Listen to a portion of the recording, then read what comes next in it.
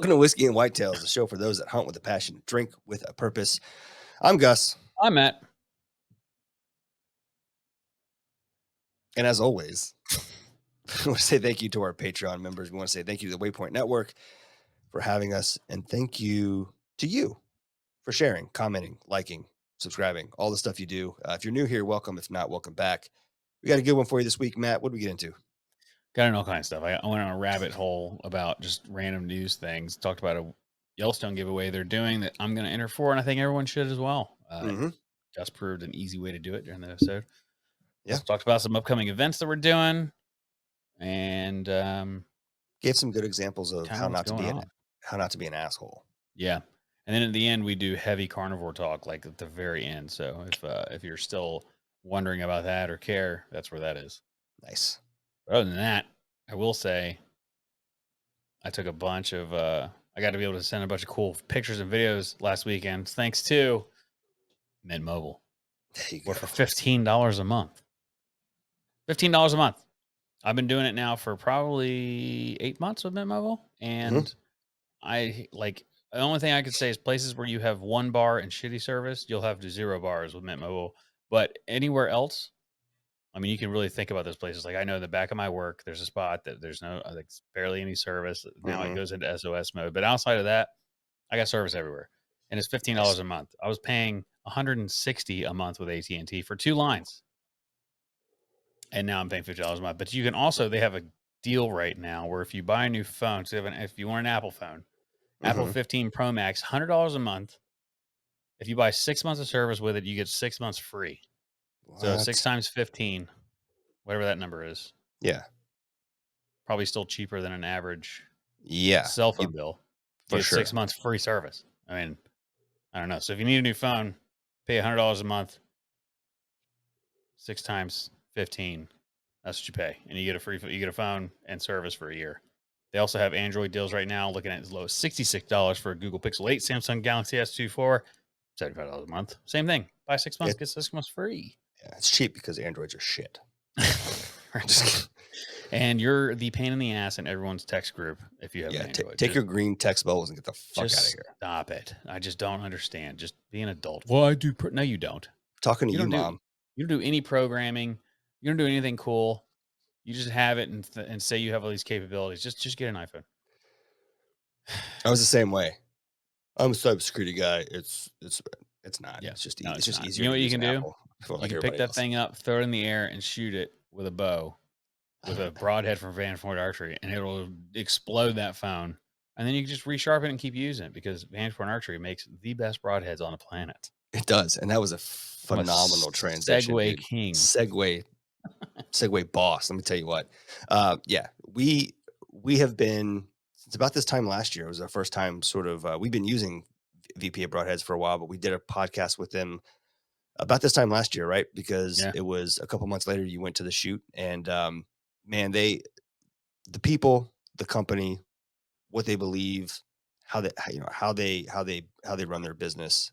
We are 1,000% in line with all of it, and cannot recommend enough not only the quality of their broadheads but the quality of their customer service. You want something that's made in America, to support a company that holds American values, at the utmost importance, then Vantage Point Archery is the way to go, and it's a reason why we are happy to partner with them on some things we have coming up here in the future.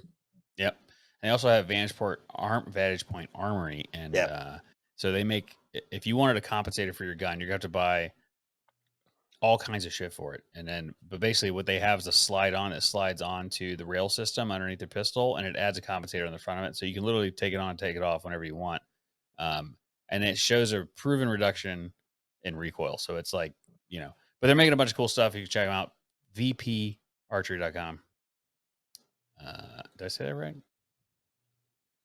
I think so. Pretty sure I did. Yeah, I did. I have it memorized in my head. I second guess everything I say. But anyway, you go there. They have everything. Broadhead, single barrel, 3-blade, turkey blade, 2-blade. They got small game. They got everything. And Nice. I don't even buy target tips anymore. I shoot my targets with my VPA broadheads. They're good stuff. There you go. And we know some people sponsored by another broadhead company, and they're thinking about making the switch. So that should tell you something. Tells you something. Tells you a lot, actually. Yeah. Cool. But yeah, Well, this is episode 177. We hope you enjoy it. give him the business. I Give him. zoomed in some this episode. See that? Yeah. It's only because I forgot to zoom out, so whatever. That new camera you got looks like it took off like 15 pounds. Maybe. I forgot to comb my beard. Whatever. That's a fresh shower beard. You know how they just like suction to your face. Oh, yeah. Yeah. I just got my beard trimmed today. Did you? I went yesterday. Oh, there we go. I got on a cadence where I go every 2 weeks, but it's haircut, beard trim one, and then I go 2 weeks just to get a beard trim, and she lines me up and redoes my hard part, and then but it doesn't cut my hair, and then I get that done every 4 weeks. Nice. A little bit cheaper. Keeps Yeah. me looking fresh. I go every 3 weeks and get the whole gauntlet, and then I have the wife like week and a half. I have her do my neck for me. Yeah, so I tried doing the every 3 week thing, and what kept happening was that it's just long enough that my beard and mustache are starting to get really annoying, and I can push it to 4 weeks and just go every 4 weeks, but it really starts to bother me. Yeah. So I went to every 3 weeks, but then I had a couple of times where something kind of crazy came up, and I had to cancel. And you know how hard it is to get booked. So then I was going like 6 weeks without a haircut or beard trim, and that shit, I could not do it. No, I can't do it either. I'm drinking Yippee-ki-yay from Oh, nice. High West back when I thought High West was cool. If you missed that episode, I'm not going to go back over it. This is just some Michter's small batch bourbon. Just some plain old Michter's. It's warm outside. I felt like drinking something on the rocks, so I got a big ice cube in here and sipping something cold. I've had this long enough that I feel like I should just go ahead and finish it. Polish it off. Yeah. I think I've had this bottle like 3 years. I was looking at my shelf. I have things that I probably need to do. I need to do the same thing or just get rid of it. I get rid of a lot. Yeah, a lot. What are you gonna do? Yeah, I mean, what are you gonna do? I can't keep it all. I impulse buy a lot. I wrote down like 6 things I wanted to talk about. All right, well, let's do it. But I think the first one was I want to film. Nah, damn. I'll have to. Why don't you like? Fuck it, I don't care. All right, I want to film an opener for the Great American Outdoor Show that we did. Yeah. Oh yeah. Just film it right now. Just right now. Like. Oh, okay. Welcome to Whitetails, the Great American Outdoor Show. Something like, I don't know. Oh, okay. Just so I can get that video done. Because the video's done, I just need an opener. Oh shit. Okay. Yeah. All right. Cool. So and then everybody can just listen to. We'll cut it up if it's bad. Yeah. All right. How should we start? Let's see. Welcome to Whitetails. My name's Matt. I'm Gus. And we went out to Pennsylvania to hang out with some friends and shot some content for you from the Great American Outdoor Show. And we just wanted to put it up and let you see it. We just needed to film an opener real quick. So here's the opener. What did you think about the show, Gus? I thought the show was great, man. It was overwhelming. There were more vendors and more products and things that any one person could see in just a couple of days. There's a reason it is a 10-day long show for good reason. 100%. So we walked around, we interviewed a couple people, and some of it's just walking around footage. But here's the show, and enjoy. Cool. Look at that. I wanted to play this because I keep seeing it, and I refuse. I just haven't watched it. So I wanted to play the Jim Gaffigan. I'm a bourbon aficionado. Have you seen it? Oh no. All right. Part of me can't believe I'm about to say this, but I like bourbon. I don't know if that means I'm an old man or just an alcoholic. Enjoying hard liquor is new for me. I've always been a beer guy. In the past, when a friend would say, let's get a scotch or a whiskey, I'd think, well, I guess we could pretend like we're in a Tennessee Williams play. But now I like bourbon. Like is how far you can go with your enthusiasm for any alcohol. If you're too passionate, you sound like you have a problem. If I said, I love bourbon, I might as well be announcing, I need help. I guess that's why some people use the term aficionado.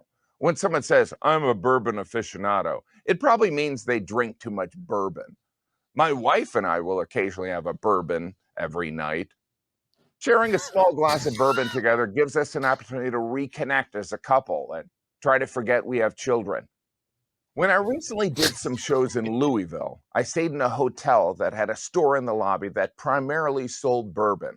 The store also sold glassware and bourbon related paraphernalia. But the reason there were groups of smiling 60-year-old men walking around was probably the bourbon. I decided to surprise my wife by buying a couple of bottles of bourbon. Don't tell me I'm not romantic. After the cashier wrapped up the last bottle in bubble wrap like it was some precious historical artifact, she casually mentioned, I don't know if this is a big deal, but this bottle of bourbon costs $1,100. Does that matter? I thought, well, not if it includes the factory. Does it matter?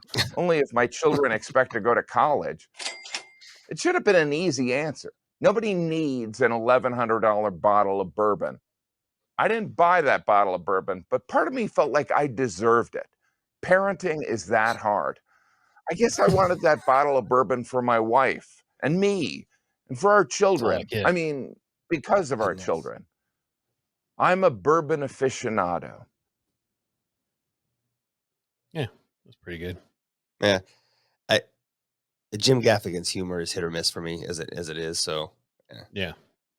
I just It's pretty kept seeing funny. it, and I haven't cared enough to actually look at it. So It's an odd segment to see on CBS's Sunday morning program, though. It's not what it's Yeah. usually like, you know, serious political things or a few heartwarming stories or So that I've never- whatever, I wish I'd kept it open, but whatever that was, the that show when we were in Afghanistan, that was like my favorite show because it Oh, would yeah? come on and they would like travel the world and you would learn stuff, you know. Yeah. But It it's is it opens up with the trumpet music.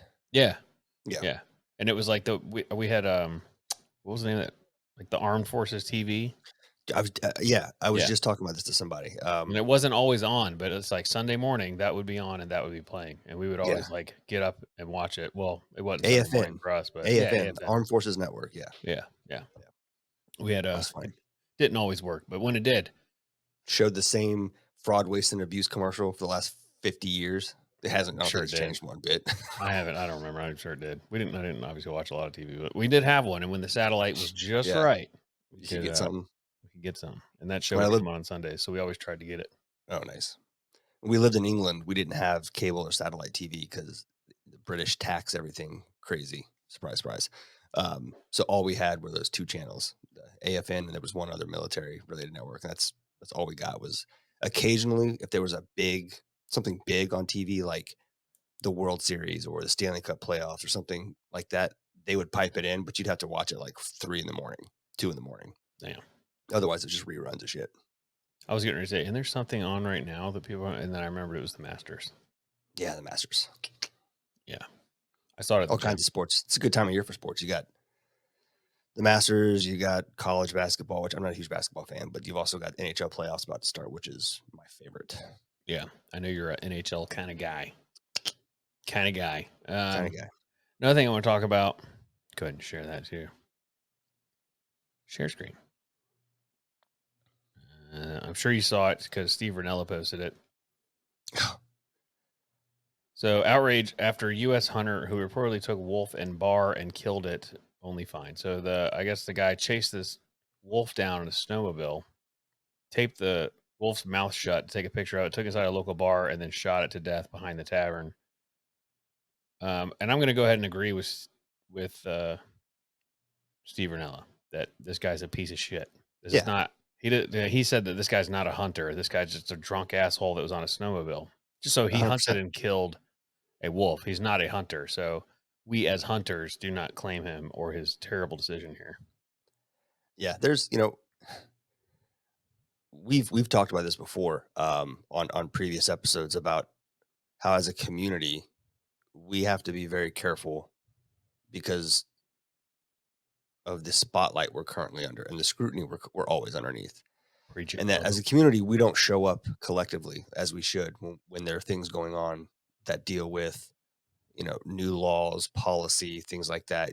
You can look at the New Jersey black bear hunting, the stuff with California and their what is it called?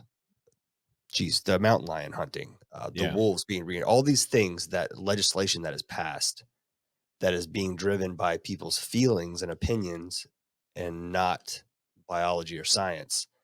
And I'm saying all that to get to to get to a point. We don't show up in numbers when that kind of thing happens, and we also don't show up as a community often enough. I feel when this kind of shit happens, we all turn Yeah. a blind eye to it and go, "Oh, it's not me. It doesn't impact me," but it does. Yeah. Because this is the kind of bait that those conservation, quote unquote, conservation organizations. Yeah.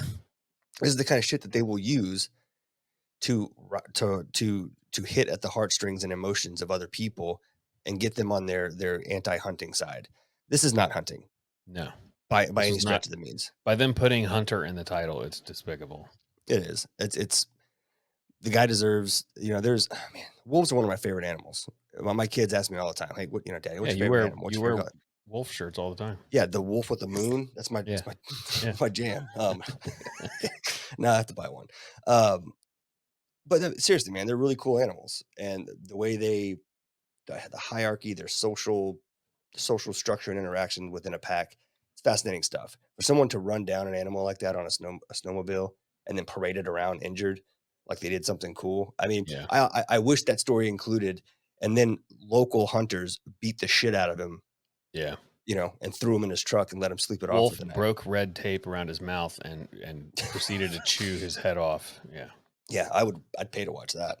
Great violence should have come to that man. I'm surprised that I'm not. I'm happy somebody called it in, because that is what happened. Somebody called it in. That's what Oh, someone did? Good. Yeah. Very good. Yeah. And I it's guess the pretty picture's shitty. floating around, but I don't really care to see it. No, I don't either. But yeah, I just wanted to, as you said, bring that up to kind of be like, we are not. Yeah.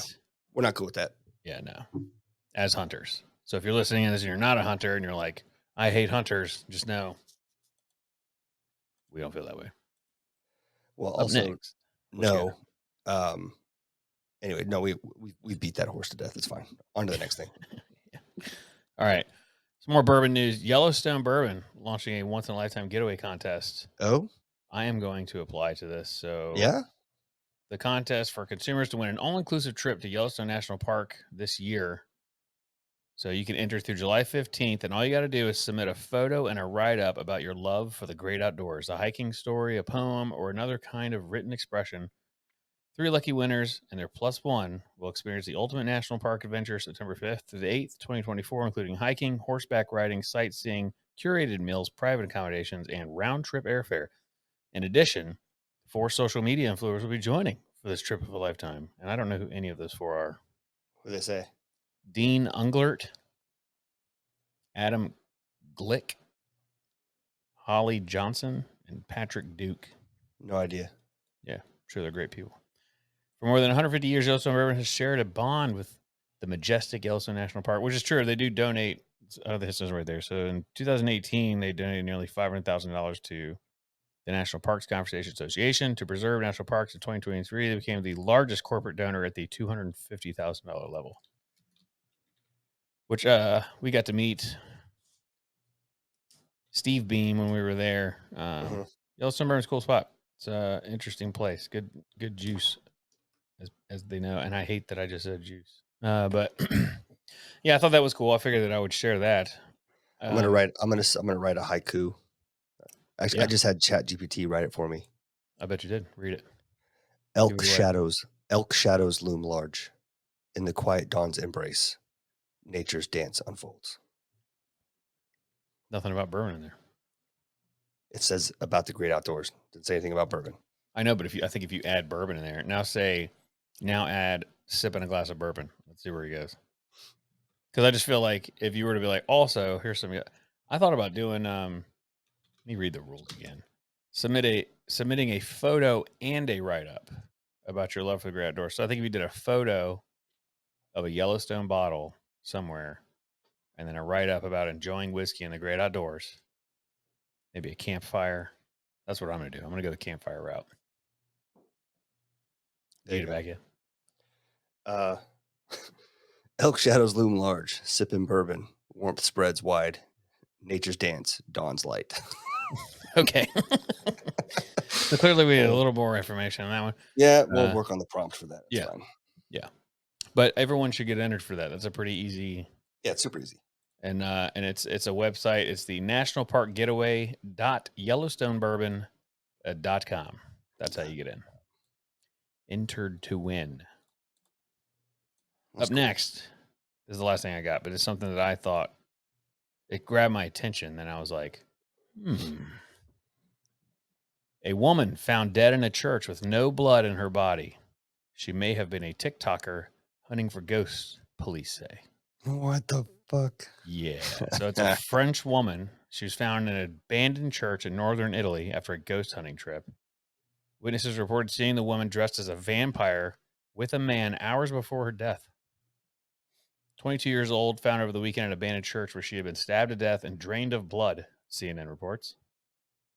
Which means probably a lie. Now investigators are trying to figure out if she's a TikToker who was part of a ghost hunting stunt or if her death was something more sinister, such as a consented sacrificial death. She had a couple bullet holes in her too, and they think that was pre-death. You said couple buttholes. Buttholes. One witness described the woman as emaciated and looked like a walking corpse. A camping knife had been used. Pretty fascinating. No signs of struggle, but it's just weird that there was like, where'd her blood go? In buckets or bags, probably. Yeah, it's just odd. I guess they bled her out in this church, and then it says they even cleaned up the scene. Like they just left her bloodless body in there. Pretty. I don't know. I just thought it was. I was like, you don't hear about that shit very often. No, that's wild. Yeah. That was the end of my thing. But I had a discussion topic too. Yeah, let's do that. I like discussions. Okay. So do you remember, oh boy, when did this bourbon thing start? Like 2018, 19, when everybody was starting to kind of ramp up, and then 2020, it was just bananas. Mm-hmm. So you remember, so Caleb's been doing store picks since way before any of that. Yeah. And it was like few and far between. There just wasn't a lot of single barrel picks. Yeah. But today, it almost seems like every liquor store you go to, there's a plethora of store picks. And they used to sell out like immediately. Like as soon as you did a store pick, they were gone. It's like 200 to 250 bottles is normally what you're going to get out of a single barrel. And I wonder if because they were rare, that's what made them more sought after. But now that they're not rare, like everyone's doing store picks. I mean, they're literally everywhere. Yeah. And I wonder if because they're not rare anymore, no one gives a shit. Like even back in the day, they're like, oh, these were so good. Were they actually that good? Or were they just rare? I think it's probably a combination of the two. I think that there were less single barrels being sought. So the quality that was being chosen was better because there was less competition for the good barrels. Remember how many did you try at the various distilleries you went to? Usually you even said you felt like a lot of them were trying to push you shitty barrels. I think because they have to. Yeah. I think that's a good point. So I think with the influx of demand came a decrease in quality because there just weren't that many available or as many available. So it's probably a combination of the two. And because, I mean, you think about it, when we were starting kind of back in 2018 and when COVID started and people really started to get in on this, like, oh, excuse me, I want to collect and, I'm a bourbon guy. Yeah. A Buffalo Trace, I should pick one, barrel pick was like a solid find because they were almost all really good and totally different than, and that was the case with most barrel picks. Yeah. You could pick it up and you knew it was going to be a solid. Now, it doesn't matter what distillery it comes from. If you pick up a single barrel, it's a toss up whether it's going to be any good. Yeah. Whereas I think it used to be kind of a given, like, hey, this is single barrel, it's probably pretty solid. And I think that the confidence in that has diminished a bit. The other thing too, I think, is a lot of the single barrels, just because they taste so differently, that it's like, unless the guy picking it just has absolutely no idea how to pick something. But I feel like it's a pretty easy home run to pick a good one. Like if you taste a few and you're like, this is good. Like if you're like, this tastes good, then you're not picking it because it's high proof or the age or whatever. I mean, some well, actually age because people don't realize that people still think age matters. I mean, Right. it does, but not as much as you think it does. But yeah, like those 10-year Elijah Craig picks, like they're not doing those anymore, and most of them are 8, 9 years. I think they just picked out of the 10s, but I think that like the cool factor makes them also taste a little bit better. Like this is, and it is fun to say, like you'll never taste this again. This is one of Yeah, 200, right. 200 bottles, whatever. Sure. Because we do that in our classes. Like, you know, unfortunately, you'll never be able to try this again. Like this is a one-time thing. It's just something that we brought that we thought was cool, and Yeah. it usually goes over pretty well. Yeah, it's a fun share. It's a fun little nugget to drop, and people who are learning or don't know as much about it, you know, it's kind of a you know, Yeah. there's a it comes across being rather more impressive than it really is. But you know, when you're paying for a class and to be entertained a little bit, it goes a long way. I was also thinking that next year we should do the Moonshine University class for the distiller. What was it called? Oh, the distiller one The where 6-day distiller course. yeah. We should do that next year. Oh Oh yeah. my! How much is that one? Guess Yeah, at least $2,000 probably. it is $6,500. Oh, well, we're gonna have to do really good over Christmas and no, There's kidding. no way I'm spending $6,500 for me to go. I mean, this is made for people starting a distillery, which we're not. Yeah, gonna do. I'm super interested, but I'm not $6,500 interested. Oh no, that's a lot of other things. A lot of other things we could do for that money. Whiskey workshop, $14.95. Rum workshop, botanical fermentation. Fermentation would be cool. There's a fermentation workshop. I was gonna say I $1,500 might be interested in some of this other stuff. Like if they went into the botanical side of gin, that's fascinating to me. They have a rum one, but they don't have a gin one. No, They do have a botanical spirits workshop, so oh, there you go. it's $27.50, 3-day Mhm. class, and you learn absinthe. Yeah, see, that's kind of cool. I think it's Gin, absinthe, or Amaro. You think it'd be all three? yeah. Oh, it's asking, do you love gin, absinthe, or Amaro? Gotcha. Yeah, I would do. So they have a barrel aging workshop. They have an agave workshop, the fermentation one, so they have a distilling operations course. So prepare to absorb 2 lifetimes of knowledge in 3 days. Master your craft. Designed to take a deep dive in all things distillery, engineering, and operations from boiler to bottling. I don't think I care about that. Yeah, that's a little higher level. I just don't care. I'm pretty sure we can go see Peter and he would teach us that for free. Yeah, yeah, for sure. Yeah, that's Oh, and probably also, more enjoyable too. If you heard the announcement for we didn't end up calling it a pilgrimage, we're calling it the Crusade to Burnt Church, but that date ended up not working. So we're probably going to end up doing this in the fall because it's just too damn hot in July and August to do anything here. Yeah, and especially down there, like not that it's not hot here, but down there near Savannah, where it's a little bit more swampy, dude, the air is thick, thick boys. Yeah, I don't want to do it. Interesting. Yeah. So I did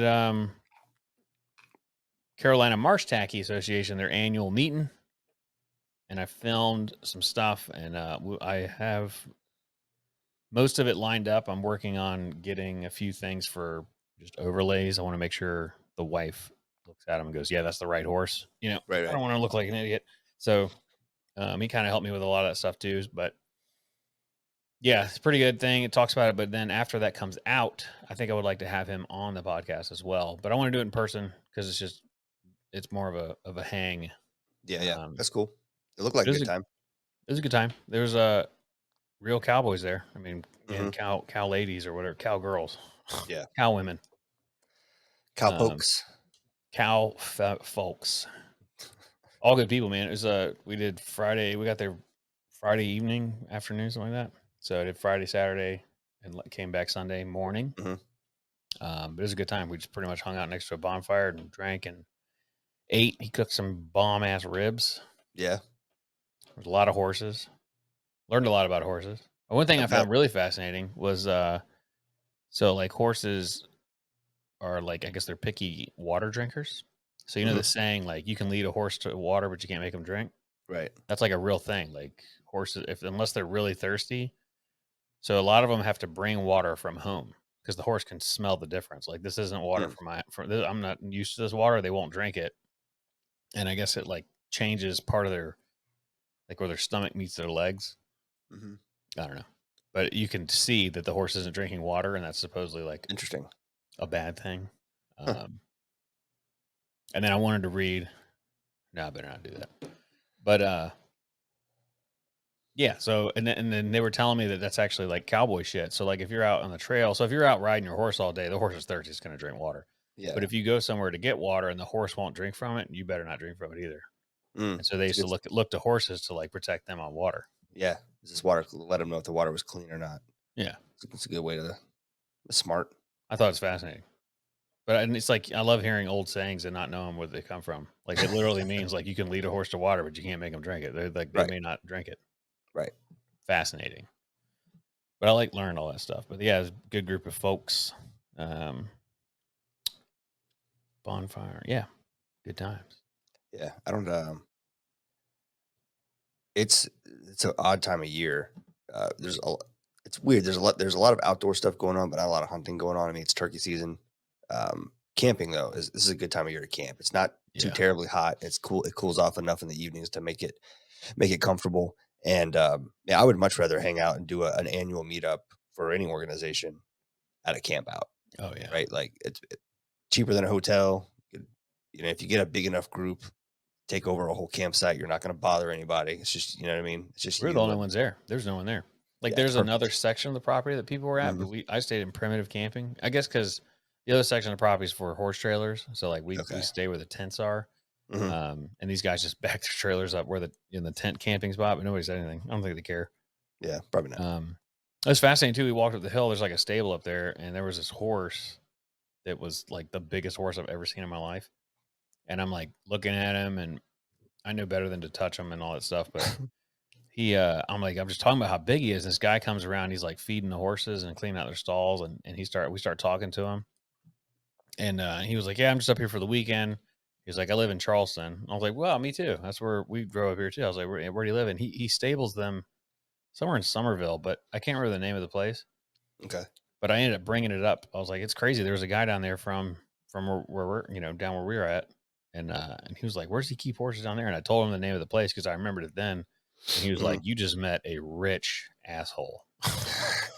I was like, really? Yeah. I guess wherever that place is, it's not cheap. Yeah. There's a place in Somerville that I don't remember the name, but I know that it is if it's the same place where some people that I used to work with took their kids for horse riding lessons. Probably it's called like Red something, I think. Red sounds right. And it was not cheap. Yeah. Yeah. Talk about an expensive hobby. Jesus. Yeah, I mean they eat a lot too. I mean it's like I couldn't believe it. It's like every time I turn around there's somebody feeding their horse. But I guess they normally just graze all day, so it's not that big of a deal. Like if you have property for them. But now, do any of these guys, like the ones that we met at Seaweed, do they hunt with their horses? Oh yeah, most of their horses are gun broken, as they call it. Really? Yeah, they hunt off of it, and they were telling me. I don't think I made this up, but they were telling me that because it's an animal, you can pretty much walk right up to the deer, and the deer's like, "Oh, just another animal." No shit. Yeah. Weird. Yeah. But I guess gun breaking them. And then I met a guy that does like cowboy shooting. Oh yeah. We met him at the dinner we went to with them. Mm-hmm. Yeah. But we hung out and he's doing some roping and stuff. And I got some pretty badass photos of all that stuff. Nice. Turns out I'm pretty good at taking pictures of whiskey bottles and horses. Like that. Those are my two. Maybe that's your calling. Yeah. We finally make our pilgrimage to Kentucky. Maybe that's your side hustle, going to horse places and taking dope photos. If somebody will sell it to me, I'm going to buy a marsh tacky when we go to Kentucky. Yeah, that's cool. 100%. I guess it's kind of hard to get to. I mean, I had a couple people say like, whenever you're ready, but they could just be being nice, right? Because I know they're pretty restrictive on who they sell these horses to. It's not like just anybody can go get one because they're trying to protect the breed while also increase its numbers, which is a really hard thing to do. Finding the right people to get the horse. Sure. But they're super passionate about it. Like I had lunch with Travis today actually, and he was talking about it. like how he could make a ton of money studding his horses out, but he refuses. He's like, I want to make sure that it's going to the right people, to conserve the Yeah. breed. Do you have to be a member in order? Like, how does that work? Like, I think it's you have to be a easier. member of the association to buy a horse, or just? I It think it's seems like easier if you are. I mean, you're yeah. probably going to want to join anyway because there's only 500 left. I mean, there's not a lot Right, of right, them. right. Well, I Um, guess that would be kind of like it was, start with a small enough numbers. You can get enough people to get on board and say, look, we agree. We all sign this document agreeing that as members, we won't sell to someone who's not a member. And part of becoming a member is being vetted, so they make sure you're not a dick.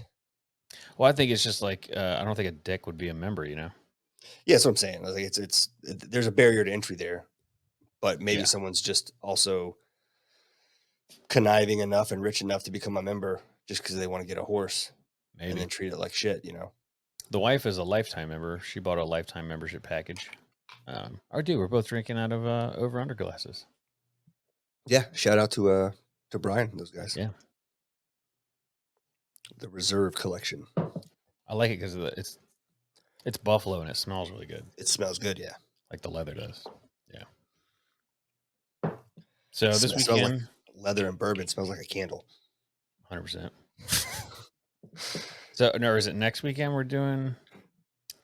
When is the next market? I believe that is next weekend. Not this. It's not this Nope, weekend. For it's sure. not. It's not next weekend. It's the 27th. Yep. Oh, So yeah. April 27th, we will be at the Jaspers downtown Charleston, and we have a Yep. fresh batch of turkey and duck calls. So if you're in the local area and you've been trying to get your hands on them because they sell Yeah. out, we sold out at Seaweed. We sell it all the time. So if you're trying to get some, we're not going to. They're on the store, but we don't have individual pictures of them, so people usually don't buy them off the store. It's kind of an in-person thing only.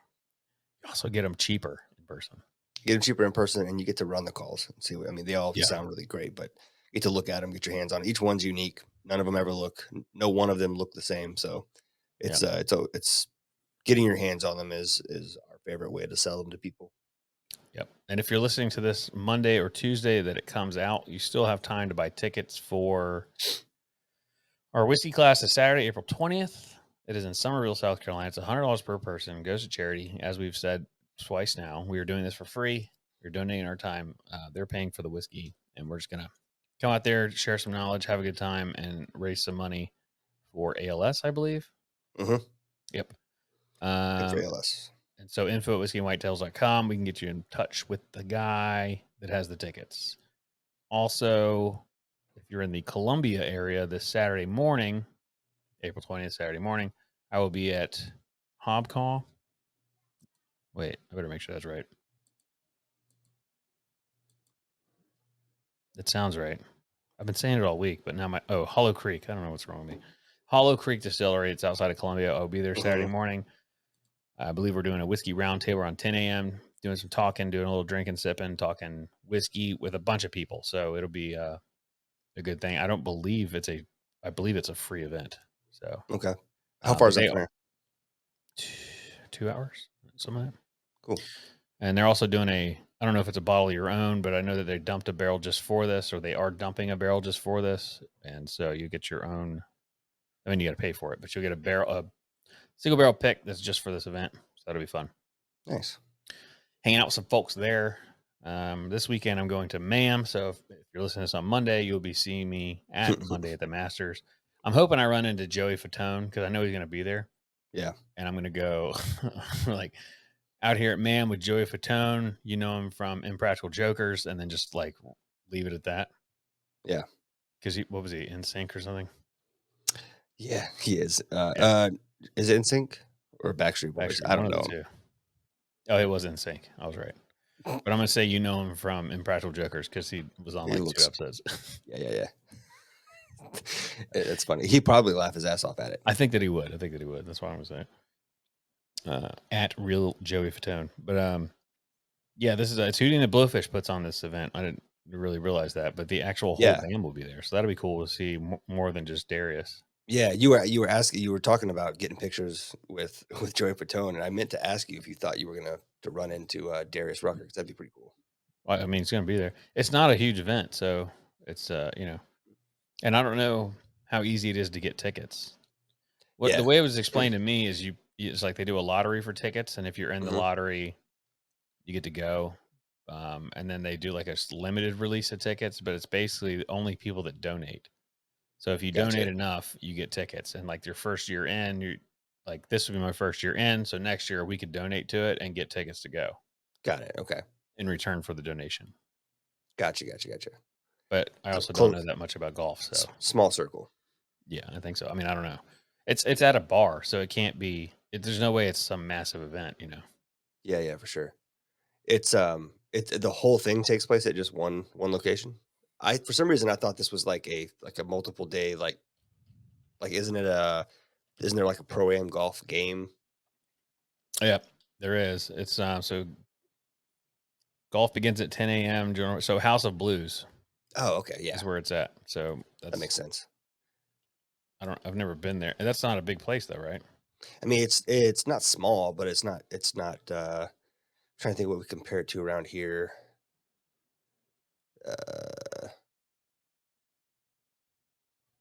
It's about the size, obviously not the same, you know, where we went and saw Tom Segura. Oh, okay. In terms of the number of people it can hold, not the whole building, but like Yeah, just inside, pull up a picture of it. It's definitely not that big. it's not huge, but it's a pretty good size. I saw who did I see there? Well, my point being, there won't be thousands of people there. No, So I'm but definitely going to not run at into all. Joey Fatone. Yeah, you And should be able to Darius Rucker. you should be able to seek him out. And Yeah. my guess is that because of the way this thing is structured and the audience sizes kept pretty small, that there's no like roped off VIP only section. Like everybody there is VIP. I Everybody's think the whole mingling and thing's hanging VIP. out. Our Yeah, tickets yeah. are VIP, but I That's what I'm believe saying. the whole thing is VIP. Yeah, that's what I'm saying. It's like it's a big hangout. Like no one's getting secluded, and I mean Yeah. maybe a couple people or performers or whatever, but everybody I would imagine it would be hanging out, partying, and pretty approachable. Yeah. I'm looking forward to it. I think it's going to be a great time. It says, Yeah, please sounds limit memorabilia to a maximum of 2 pieces. What does that mean? Oh, if you're trying to probably bring for shit and get it signatures. signed. Yeah. That's pretty standard sport events and stuff like that too. Hmm. You don't want someone in line with 50 jerseys. Like, come on, Yeah. dude. Get the fuck out of here. The tickets are sold out. Yeah. So gates open at 9. Golf shuttle starts at 9. Golf begins at 10. Are you guys going to hang out at a hole anywhere and drink and watch it all? Yeah, I believe so. I don't know. I'm just along for the ride. So Oh, okay. the people we're going with, Stark and Ashley, like they have all the That's my favorite kind of event. plans. I'll just drink and do what you guys do. It's just Yeah. I just wanted to know when we're leaving and where Yeah. I'm driving to. Outside of Gotcha. that, I don't care for the whole weekend. So we're leaving. I got a neighborhood yard sale Saturday morning, so I'm going to do that from 8 to 10. It ends at noon, but I'm not hanging out that long, so I'll do 8 to 10, and then whatever doesn't sell, I'm just going to sit it on the curb. It's all Free. stuff I don't want, you know. Yeah. And I'm not going to waste my time selling on Facebook. So anything good? I mean, No beauty's in the guns? eye of the beholder. Oh no guns, nothing. No. It's like a over the range microwave, some lighting fixtures. So all my Gorin Bros hats, I'm getting rid of them. Are you? Yeah.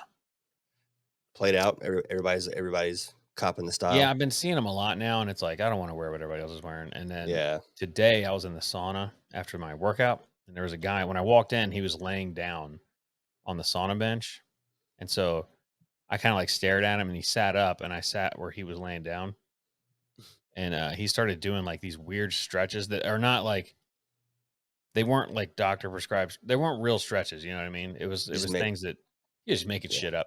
Like, oh, I'm in a sauna, I should be doing this. Well, he was in there way too long, and he ended up getting sick, and he walked out, and he's like standing out there holding onto the bench, and he's just like, and so he comes back in, and he sits down, and he's just like, fuck this, it's too hot, and he leaves. I'm like, it's a sauna. Like, quit opening the door. You're letting the stink out, So I come out there, and he's wearing a Gorin Bros hat, and I was like, nope, they're done. That was the last straw. Which one was he wearing? The Panther one. No, he would wear a Panther one. Yeah, rawr. Yeah, he's a fucking cool guy. Fucking cool guy, And he walked all. What's funny too is like, I guess this is the army in me, but you weren't allowed to run and then put your hands up over your head. You know how people do that after they're done running? You weren't allowed to do that in the Army. You get your ass chewed out. You can put your hands on your hips, but it's like, it's always like, be professional. Like, you're a soldier. Don't Mhm. be over here making it look like a 2-mile run was hard. And Right. so they do that with everything. And my dad was like that too. So I think it's like deeply ingrained in me. But we're walking out of this, he ended up following me out of the gym. And so I got stopped to get water, and I'm watching him walk, and he's just like dragging his feet. Like, it's the hardest workout he's ever had. Like, he wanted everyone to see that he had destroyed his body and he was in pain. And it's like, I just, we have these conversations about being a man, and it's like, I just, no, you'll never see me. I'll be in the most pain of my life, and I'll stand up straight and walk correctly. Dude, So, dragging feet, not like I gave a recommendation not to hire someone once, and they asked for my reason why, and I said because he dragged his feet from the waiting room back to this conference room yeah, the lazy. whole time. Everybody drags their feet a little bit here and there, but I mean the entire time he's walking in dress clothes, he's dragging his feet. Lazy. If he is so lazy that he can't even walk without dragging his feet, I immediately question his work ethic. Yeah. Oh, I think that's a little, blah, blah, blah. So someone else they hired him anyways. And I said, fine, put him on your team. Ended up being a terrible hire. Yeah. I believe it. Told you so. There's a lot I you can told, and I tell told him about too. a I told him, man. I said, I told you so. Yeah. I could just tell. I could smell it. I could see his aura of laziness. Well, that idea was put in my head in college. You know, I didn't do the Army or deploy, but I went to college once. I don't know if it's Yeah, you grew up with a rough fellow though. So. no, but this professor, her name was, to this day, I can remember, her name was first name was Susan. She wouldn't let us call her by her like last name, like Miss or Professor.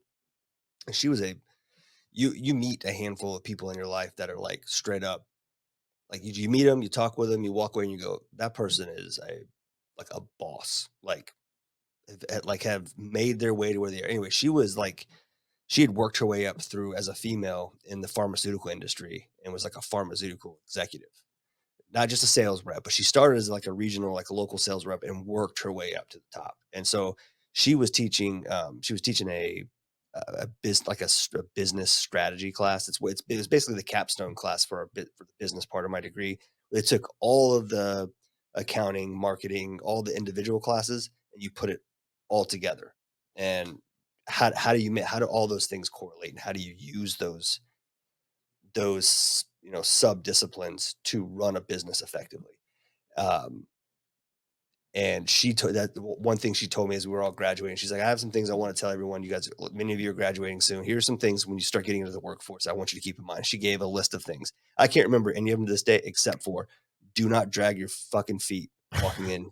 She said fucking in this, and it was a 3-hour class once a week, in the evening from 7 to 9. And she said, when you walk into your potential employer, do not drag your fucking feet. He's like, I see some of you drag your feet into this classroom. I know you're tired, long days. Don't drag your feet into an interview, because I will not go longer than 15 minutes talking to you. And I'll let you go, because I know as soon as I see you dragging your feet, I'm not hiring you. And that's for whatever reason has stuck with me. Yeah. That's what's fun Also, about my life. dad, I can't tell you how many times when I was younger, I heard my dad say, pick your damn feet up. Yeah. When I was being lazy. Yeah, me Mostly too. in But flip-flops. mine was in flip flops. Yeah, I get yelled at. So my house shoes are just like slip-ons or whatever, and they drag, and it bothers me. But it's like, I'm not gonna fucking German march throughout my house. No. But No, I do what I want in my house, but yeah, know. but I would never wear them in public because I know they drag, and I don't want people to think that I'm lazy as shit dragging feet around. Correct. Did you ever hear the thing about job interviews for if they offer you water to say no? No. I was told that a long time ago. Like, if you go to a job interview and they ask you for water, you should say no, because it shows that you're unprepared. You should be hydrated. You shouldn't have to have them go get you water, Well, I don't and know. that stuck with me for a long time. So I always say no. But then when I was doing hiring and I would ask what I was asked, do you need water or anything? And they'd be like, sure, I'd love one. And I'd always be like, piece of shit. But I brought it up to somebody and they were like, that's not a thing, dude. I was like, oh. Yeah. I've been in some, I don't know. I've been offered water. I've never accepted it just because I wasn't thirsty. But in hindsight, like I've been in some long conversations or interviews where I was the interviewer and I needed water because my mouth was getting dry from talking so much. Yeah. So that would suck to get into a coughing fit while you were trying to interview for a job. Yeah. It's just, weird, Just pull weird a chaw things. out. Put a dip in. There you go. Saliva rolling. Give me just a second. You guys mind? So this is a tobacco. Oh, it's fine. I'm not smoking. Yeah, it's not smoke. This is tobacco free workplace. Funny. Isn't that weird? That's another thing too. Tobacco free work. Like I get smoke free. I understand that, but you can't have any tobacco. Like fucking why? Yeah. I don't get it. People do it all the time. Oh, aren't military installations tobacco free? Fuck no. Supposed to be? They have smoke pits everywhere. Oh, really? Like the installation is tobacco free, but they have smoke pits, so you can go out. Right. Yeah. That's where you hang out, dude. That's how you get away. Because that's one of the main reasons I smoked all the way through the army is because it was the only way you could get out of the building. Yeah. It's like I'm gonna go for a smoke, and that was fine. Everybody understood it was okay. But if you were like, I'm gonna go for a walk, they'd be like, no, you're not. They're not. I had this conversation with someone the other day. Like if you take 15, whatever it is, like 15-minute smoke break, which is pretty quick actually. When you consider most smoke breaks, 15 minutes is pretty fast. If you do one of those every hour, that's 2 hours a day that you're not doing shit. Yeah. Every time I walk in and out of my building, I see the same people out there smoking. The same people. I would be willing to bet. It's been over 10 years since I've had to work in that building on base. I bet you it's the same fucking people. You remember the old man that wears the Green Beret lanyard? You ever see him? Mm-hmm. Yeah. He's out there every day smoking cigarettes. And you know what's funny is he thinks I'm somebody else. Because I met him one day when he met somebody and I walked away and he kept talking to this dude. Well, that dude quit like 3 days later. So he remembers me and thinks, so like we have a good relationship because I don't know what he thinks about me, but he's always like, hey, he calls me by his name too. Harry, how you been? I'm like, doing good, man. Bro, he might have exchanged hand jobs with that dude in the bathroom. He's just waiting for you to offer up. Could have round 2. Yeah, I might ask him that next time. You want to go for round 2 and see if he's like, see what he says. Yeah, he's like, what are you talking about? Like nothing. Never mind. It's a joke between me and a friend. But on the other side of that, when you see people walking around the building, like listening to music, getting their steps in, like it must be nice to not have any work to do. Oh, dude, I said that something to that effect on the other day, and it sounded so like my. I won't get into it, but the team that I am responsible for, I have 2 other peers that are program managers that run different programs, but the number of people that they manage on their program is a third of mine. And so one of them was like, yeah, I've been spending some time like just going over some SOPs. I've been really working on developing some new trainings and lunch and learns and all these, program level things. I'm thinking to myself, man, that fucking sounds nice to be able to do. I'm wearing like 3 hats right now, trying to backfill positions that we need to hire for. So I'm doing those jobs plus my job. And I was like, what did I say? I don't know. I said something and I wasn't thinking, like I just kind of said, and it came off as like real douchey. And to the point that it was quiet. And then the guy was like, hey man, I know you got a lot going on over there. If you need help, I was like, oh, no. I was just kidding. Like I'm good. Now I feel like an asshole. But I didn't mean anything by it. It's just, I just don't have that kind of bandwidth. No. You know what else I'm getting a lot of thought to is that soccer game where I got pissed off at the coach. Oh yeah. And then we had that conversation. I don't remember exactly what I said because, in the heat of the moment, but I remember he said something like, well, backstory. I was at Gus's son's soccer game. Yeah. So I'm watching the soccer game and like, obviously I'm invested in his son's team, and I'm like feeling the thing. Like, and I did it. I'll tell that part in a second. So we're watching it and he like slide tackles and I guess they gave him a yellow card for it and kicked him out.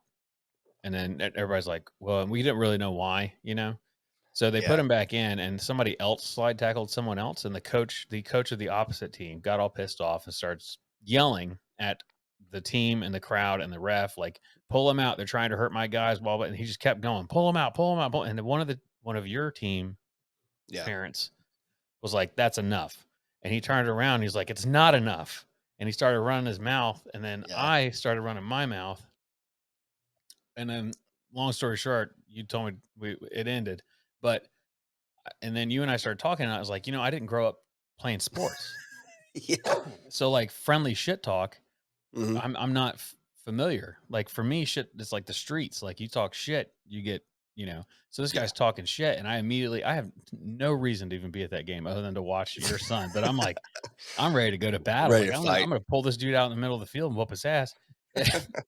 And I've thought about that a lot, dude. How many fights have I been in because I didn't play sports? And the other guy was like just regular talking shit. He didn't know it was going to go this far. He didn't know he was going to get his Yeah. mouth pushed in, his But shit pushed in. so here's the thing though, like typically shit talk on the field, the court, the ice, it generally stops there. Like game's over, you shake hands, hey man, good game, Yeah. or hey man, you know what?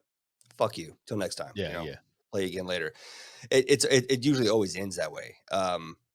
This coach, I feel like coaches should be an example to their youth, to their team, and I think they should just be held to a higher standard. And I understand his frustration. The call that the kid that was yellow carded for slide tackling from behind, it's a dangerous play. It can hurt people. That's why it's a penalty. He was frustrated. And he felt that had been happening a lot during the game. Um, he also put out this was an out of division game, so there were some rule bending because it wasn't a divisional game, and he was allowing younger JV players to get playing time and to set the stage. My son's school is a small 1A school. They're very competitive in their division, but we were playing a 3A school. It was a friendly match. And we were getting beat 5 to nothing. Now we had some really close calls. It could have easily been a 5-4 game, but it wasn't. And so this coach put in these younger players that are middle school kids. Well, our kids are hungry and want to win. Doesn't matter who's on the field. And so they're playing aggressively, and some of these little kids were getting knocked over. And he continued. He just went on this rant, like you said, and Oh, and I, what I he said understand. was, at least my team has a future or some shit. That Yeah, that's well, what that's what pissed me off. yeah. One of the dads was like, okay, that's enough, right? Because you've got his team and our team's kids sitting there listening to this, uh, and he's talking as though we're not here. He's talking about our kids as though we're not 30 feet behind him. And someone was like, yeah, that's enough. Like, we get it. And one of the guys that said it first is actually a referee in the state of South Carolina. Mm. His son plays on our team.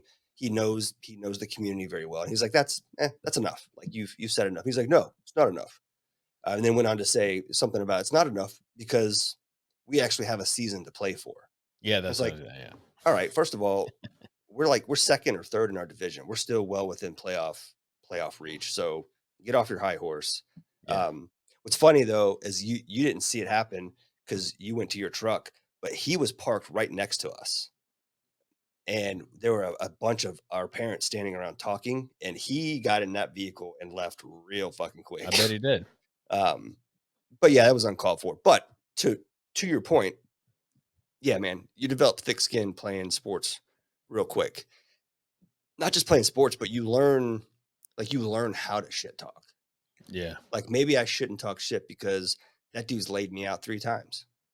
Yeah. Or maybe I do keep talking shit so that he knows that it doesn't matter how many times he puts me on my ass, he's not getting under my skin. Yeah. Right? You learn how to play the game. Or you're one of those And people that can back it up, and it's like, I mean, right, I've seen you check the shit out of people before, so or you talk shit and then you back it up, right? Like there's levels to this shit, so to speak, but it's all in fun, right? And you do develop thick skin. Um, because if you're someone that lets other people get under your skin real quick and you let your performance, you know, be impacted by that, people pick up on it really quick. then it Like becomes a problem. I've never been like I'm a decent shit talker, but there are people who could make a living off of it if that was a thing. Like they're just fucking, Yeah. and it doesn't matter, dude. Those people, it does not matter if they are, I'll use hockey because that's what I played most of my life. They could be, we could be losing 7-0. Right, they could have broken both their legs, and they're talking shit the entire way out on the stretcher, on it, just unrelenting.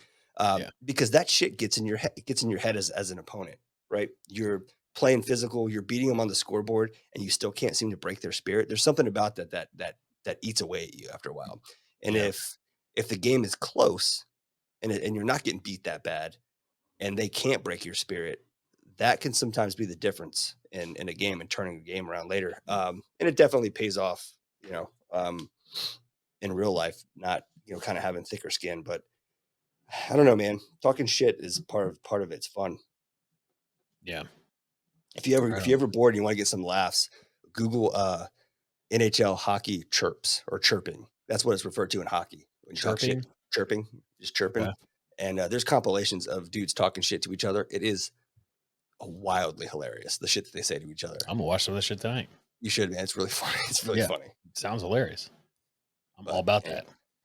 So anyway, that was a random rabbit hole to go down. But hey, no, I'm just saying, I keep thinking about it. Like, and I should probably calm down some, because like the guy talking shit to me could just be, he played football and he's used to or hockey and he's used to talking shit. Where to me, I'm like, would you just fucking say? Yeah, and in like amongst athletes, a lot of them, like, talking shit is just a play. Like the same way you and I talk shit to each other, we don't really mean anything by it. It's just what we're doing. Like athletes, that's a thing. Like just talking shit to each other. It's generally because they like you, and well, no, I get like how they have friends fun talking shit, but somebody I don't know talking shit, there's going to be a problem. Did I tell you about the dude at Lowe's? Oh yeah, you did. Yeah, like, I mean, stupid. I tracked him down in the store. Just like, I don't know what I was going to do when I mean, nothing happened. He backed down, but But you were upset.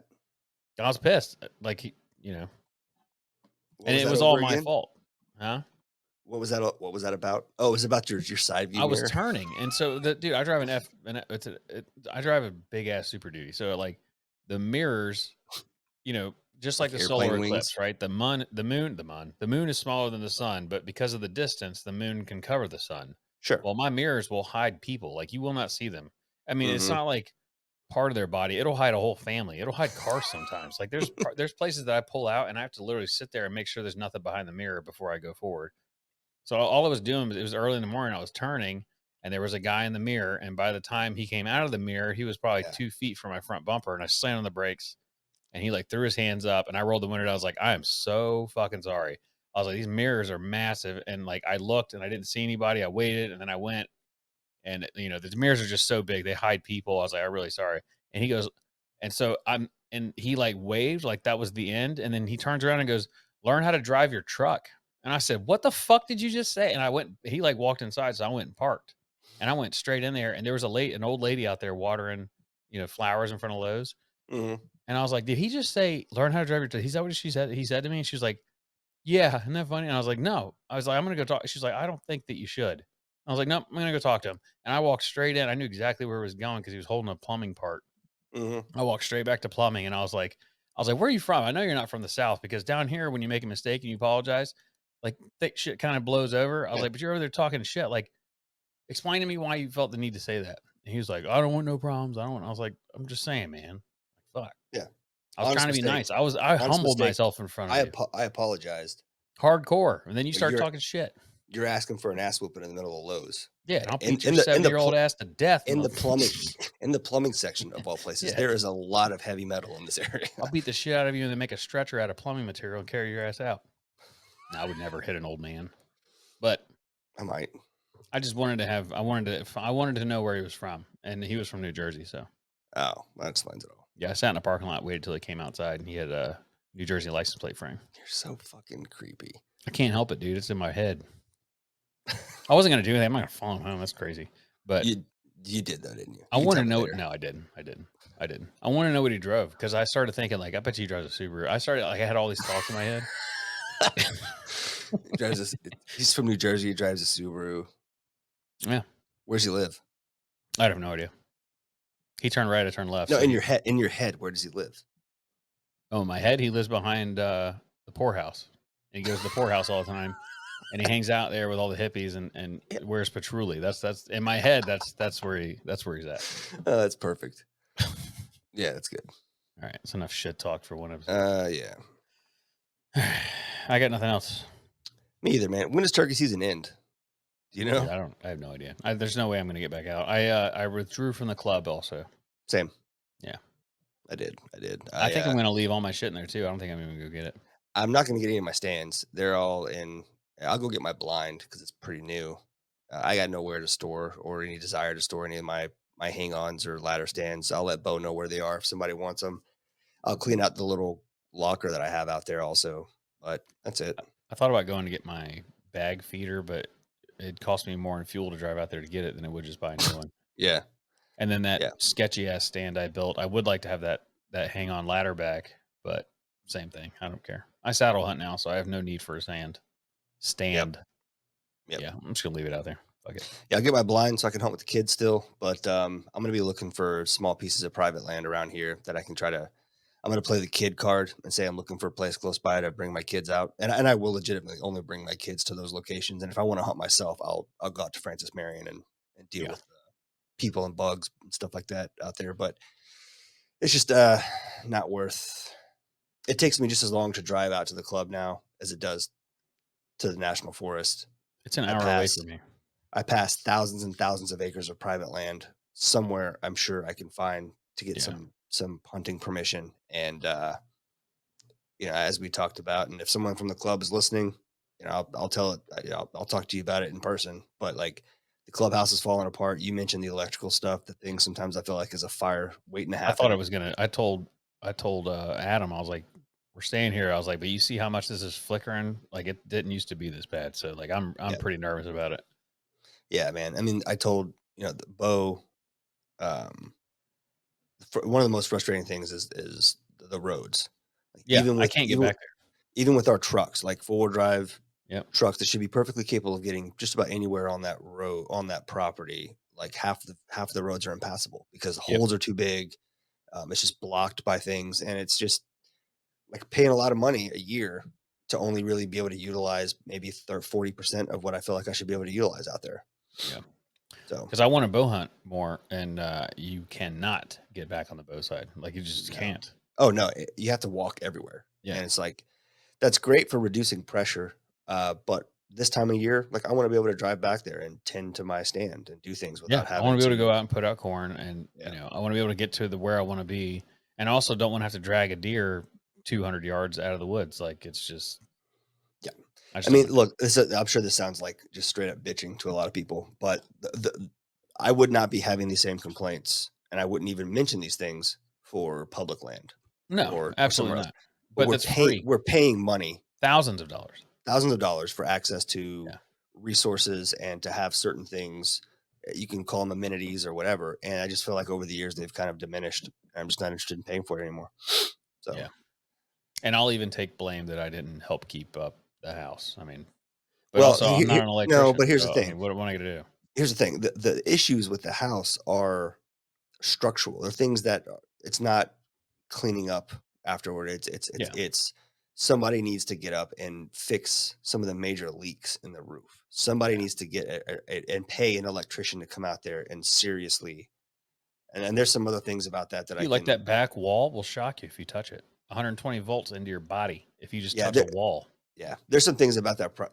I'm not going to say on here. Yeah. But we can talk about some things. Excuse me. I will say I had a great time. I was glad to be a member there. I met a lot of awesome people through it. Yeah, I'm not saying I'll never be back. Right. I'm not saying I'd never be back. It depends on how long I live here. But I think I'm going to use that money to go somewhere on a trip. Yep. We have some trips planned this year. Jessica and I would like to take the kids to, are planning to take the kids to Vail in October for our 10-year wedding anniversary. We want to take them to where we had our honeymoon. We're going to renew our vows. Maybe see Brian. Nice. We're looking at possibly getting a big Airbnb and inviting people out there. It'll be one of these things where like, hey, you're welcome to come. I can't afford to fly everybody out there, but you have a place if you want to show up, and here's the dates. People come, great. If not, also great. But we have things we want. We have things we want to do. So yeah, I get it. All right, cool. That steak ready? It'll be ready in 30 minutes. Nice. So I'm super pumped. It never gets old. Well, I told the wife, and I intend to do some a little bit of research. I don't need to do much.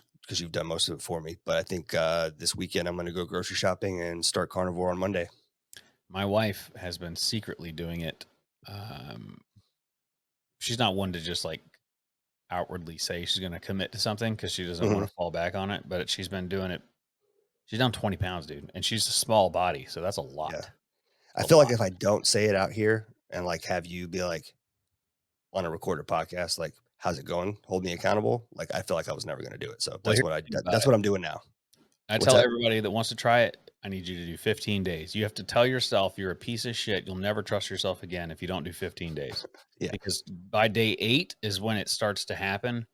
By day like 8 to 10 is a little rough. And then like 11, 12, by day 15, you're just like, you feel so good. And it's to the point now where I have zero cravings. I don't crave shit. Like I don't, there's no candy bar I want. There's no bread I want. Yeah. There's just nothing I want. I don't want anything. Yeah. I was listening. Of weight I've lost and the amount of muscle I've put on. Yeah. It's just, I feel fucking, dude, I was at work this morning at 5:10 a.m. Just couldn't sleep. Like I went to bed at 11. Nice. I left my house at 4:30. Yeah. I was at work at 5 a.m. and guess what time that is? 1 o'clock. I get to go home. So it's like, you know. Yeah, that's good shit, man. It's all part of why I want to do it. And I listened to a guy, I forget who it was, but he's been strictly carnivore for like 15 years, he said. And he said he can't even have, at this point in his carnivore journey, he can't even have the off diet slice of bread or piece of mango or anything for him. And everyone's different, but he said for him personally, that little bit of glucose sets off a series of like drug addict level cravings for stuff that he knows he has a hard time managing. So he just stays away from it. And that's and all my symptoms come back. My joints start to swell. I get inflammation. My face gets puffy. Like, I mean, instantly. If I'm going to try not to this weekend, but there's no doubt that it's like, there's just literally nothing to eat and I'm hungry. I'll end up, or I'll be drunk and make a mistake. Yeah. At least you know that, like, okay, I'm in this situation. If I fuck up, I know this, and this are going to happen. Yeah. And this is how many days it's going to, at least you know that at this point. Yeah. Right. So yeah, I'm looking forward to it. I'm looking forward to those, the cravings and the desire to have sweets. Because I have a huge sweet tooth. Some people don't have a sweet tooth. Some people like salty stuff. Dude, I'm a 10 o'clock at night, where's the ice cream at kind of guy. Like I just am. I would sit on the couch and I would tell myself, you can't eat a whole pint, but you can eat half a pint. So I'd have half a pint of ice cream 3 times a week. Yeah. And it's like, well, it's only half a pint, it's like, no, you're eating 2 pints of ice cream a week, dude. You're fat. Now, when you look at like, when you look at your calorie intake and in and out, and you look at just day by day, that's one thing, right? But to track and they say, like, if you're looking to change body composition, don't get too focused on things day by day. It can be really discouraging because you're going to fuck up. So look at things on a weekly, like, what's your weekly budget for calories? If you fuck up one day or even 2 days in the week, you can make up for it on the other days. But those 3 half pints a week, shit adds up for sure. Well, I'll tell you, you can't do that on carnivore. Oh yeah, for sure. You will ruin all of it. You have to stay strong, and it's hard at first. I mean, I remember being sure difficult, it will be.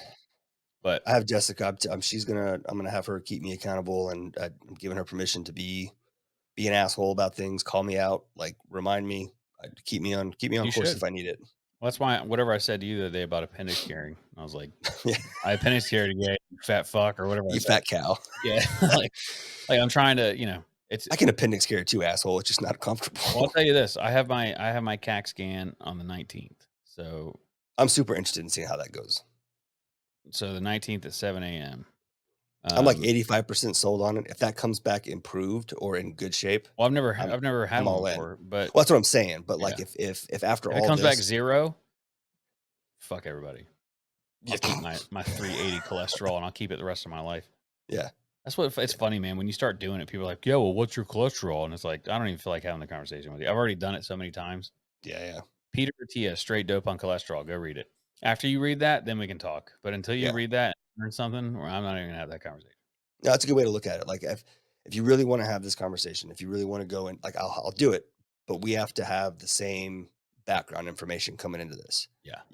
You and I have both been brainwashed by the same pharmaceutical industry and food industry propaganda. So we both know the high cholesterol is bad, low fat diet, all those things that have been preached for decades. We need go read this additional information. Let's have a chat. Yeah, we'll talk about it after that. All right, let's cut it.